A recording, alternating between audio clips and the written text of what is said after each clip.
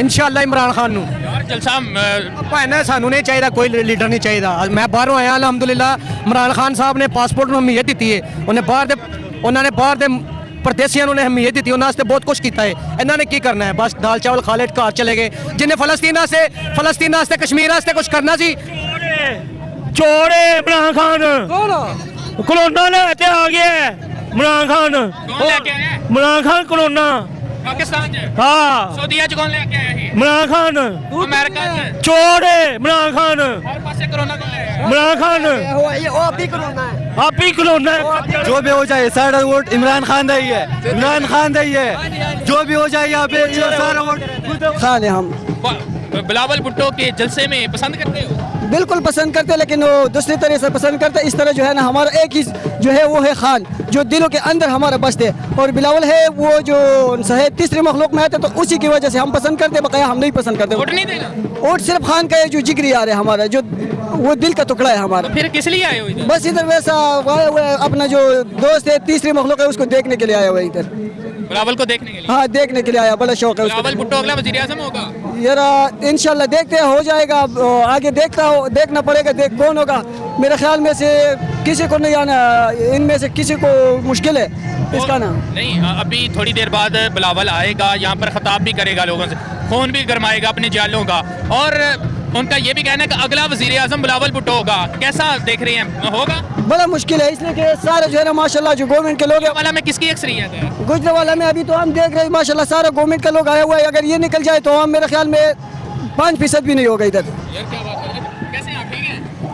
अल्हम्दुलिल्लाह अल्लाह का शुक्र है। कैसा फील कर रहे हैं? बिलावल साहब आ रहे हैं थोड़ी देर बाद। ओ मेरा जहन के मुताबिक मोल तो अच्छी बना है, लेकिन फ्यूचर में प्राइम मिनिस्टर का पता नहीं है कि कौन आएगा। खान साहब आएगा, बिलावल आएगा, नवाज आएगा, कौन आएगा? नहीं, आप किसको सपोर्ट कर रहे हैं? मैं तो इमरान खान साहब को सपोर्ट कर रहा हूँ। बिलावल के जलसे में आए हैं आप कह रहे हैं? नहीं, मैं तो इधर नमाज़ पढ़ने के लिए आया, मोल देखने के लिए, इधर देखने के लिए आया कि मोल कैसा ही है।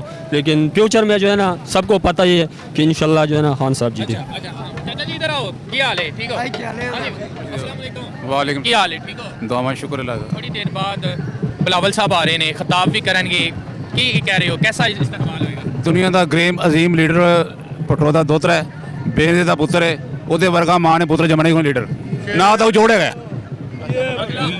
ਦਲੇਰ ਹੈ, ਪੜ੍ਹਿਆ ਲਿਖਿਆ ਬੰਦਾ ਵੇ, ਦੁਨੀਆ ਜਾਣਦਾ ਹੈ, ਦੁਨੀਆ ਦੀ ਤਾਰੀਖ ਜਾਣਦਾ ਹੈ, ਵਜ਼ਾਰਤ ਖਾਰਜਾ ਜਾਣਦਾ ਹੈ, ਵਜ਼ਾਰਤ ਖਜ਼ਾਨਾ ਜਾਣਦਾ ਹੈ। ਉਹਦੇ ਜੋੜ ਦਾ ਲੀਡਰ ਇਸ ਪਾਕਿਸਤਾਨ 'ਚ ਹੈ ਹੀ ਕੋਈ ਨਹੀਂ।